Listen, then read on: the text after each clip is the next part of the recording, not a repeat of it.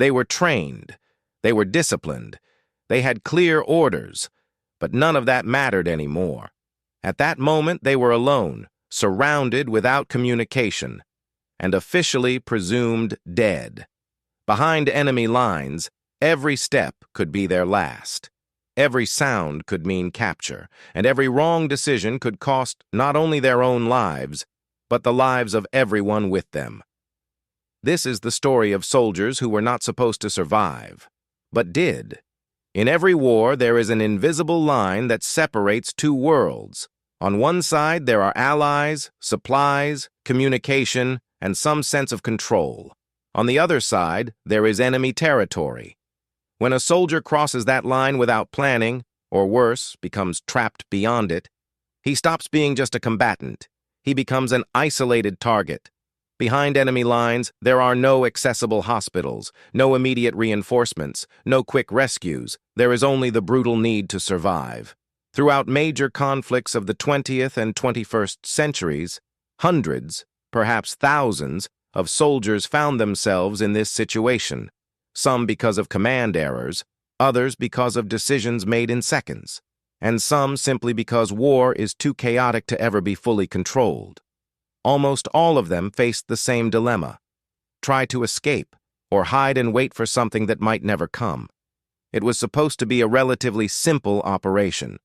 A small group of soldiers was ordered to move forward, observe enemy movements, and return before dawn. No direct confrontation, no unnecessary heroics. But war rarely respects the plan. During the night, the situation changed. Unexpected enemy movements cut off their return routes. Communication began to fail, and within hours, what had been a reconnaissance mission turned into a silent trap. By the time they understood the reality of their situation, it was already too late. They were deep inside enemy territory. The radio was the first thing to fail. At first, it sounded like interference. Then, complete silence. Without communication, they had no way of knowing whether the mission had been canceled, whether Allied forces were advancing, or whether they had already been declared missing. In war, losing communication is not just a technical problem.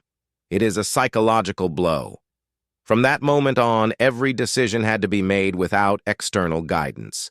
They had two options: try to return immediately, risking contact with enemy patrols, or hide, observe, and wait for a better opportunity. They chose to wait, and that was when the real fight began. Behind enemy lines, silence becomes a weapon. They quickly learned to avoid open paths, sleep in short shifts, avoid lighting fires, and even control their own breathing. Food began to run out within days. Water disappeared even faster. Every sip was calculated. Every piece of food was divided into portions smaller than the body needed. And the fear never went away, because the enemy was everywhere. As the days passed, one thing became clear. The greatest enemy was not the opposing army. It was exhaustion. Sleep deprivation began to cause poor judgment, mild hallucinations, and quiet disagreements within the group. Simple decisions became difficult. Walking just a few meters required enormous effort. And still, they knew that stopping meant death. The first contact with the enemy came without warning. A sharp sound, footsteps too close, voices in a language they recognized and feared. They dropped to the ground, completely still, covered in mud, leaves, and dirt. The enemy patrol passed just a few meters away. No one breathed, no one blinked. Minutes felt like hours. When the sounds finally faded, everyone understood the truth. They were being hunted. After that encounter, it became clear that staying in the area was no longer an option. Enemy activity was increasing. Searches were becoming more organized. It was time to attempt the impossible, to cross dozens of kilometers of enemy territory without being seen. They knew not everyone would make it. At that moment, the war stopped being a mission. It became a purely human struggle for survival. The decision to split up was made in silence. The group was too large to move unnoticed, Every additional person increased the risk. Every step left clearer tracks behind. There were no speeches, no heroic promises, just brief handshakes, lingering looks, and the quiet understanding that this might be the last time they ever saw each other. Shortly after separating, another problem emerged. One of the soldiers had been injured days earlier, a deep cut on his leg, caused during a hurried crossing over rough terrain. Without proper medical care, the wound became infected. The pain grew worse. The pace slowed. Behind enemy lines, a simple injury can become a death sentence.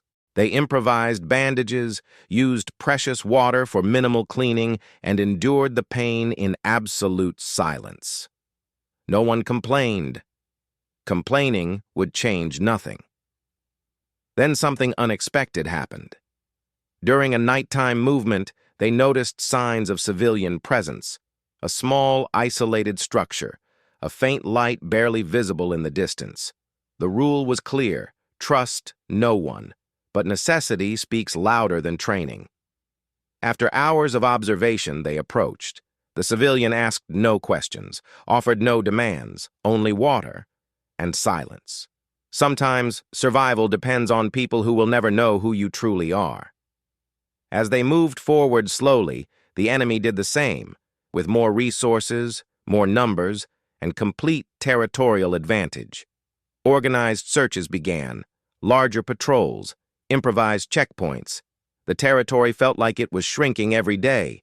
Sleep became a luxury. Stopping became dangerous. Moving forward became mandatory.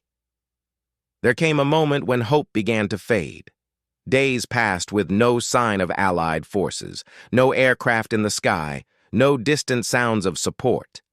It felt as if the world had moved on, and they had been left behind. Some continued moving on instinct alone. Others quietly questioned whether continuing even made sense. To escape enemy territory, there was only one option left: an open crossing. No cover, no alternate routes. They knew they would likely be seen, but they also knew that staying meant death. They waited for the darkest possible night. No moon, no stars. Every step was measured, every second stretched endlessly. When distant gunfire finally echoed through the darkness, no one ran. Running would draw attention. They kept walking. Hours later, or perhaps days, no one could say for certain, they crossed the invisible line. Friendly territory. There was no immediate celebration, no shouting, only exhausted bodies collapsing to the ground. Not everyone who had begun the mission returned. Some were lost along the way. Others were never found. But those who survived carried the experience with them forever. Years later, many of them would speak of sleepless nights, an uncomfortable relationship with silence, and memories that returned without warning. War does not end when a soldier returns home. It only changes its form, and being trapped behind enemy lines leaves marks that never appear in official reports or on medals. These men are not remembered by monuments. They are rarely mentioned in history books, but they existed. They survived when they were not supposed to, and they proved that, in the absolute chaos of war, the greatest battle is not against the enemy. It is against fear, exhaustion, and the human mind itself. Because behind enemy lines, survival is a quiet act of resistance.